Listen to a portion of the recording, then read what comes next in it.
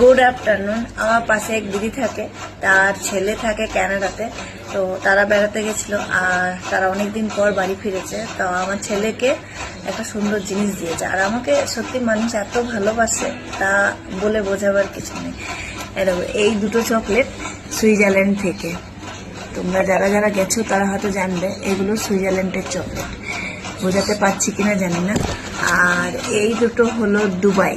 হয়তো দেখো লেখাটাও বোঝাচ্ছে যদি পড়তে পারো, দুবাই দুবাই।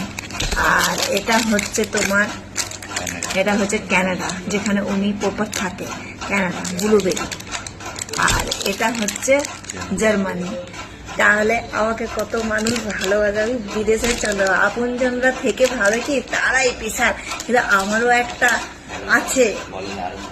আরও অনেক চকলেট দিয়েছে, তবে এগুলোকে তুলে ধরলাম। সবাই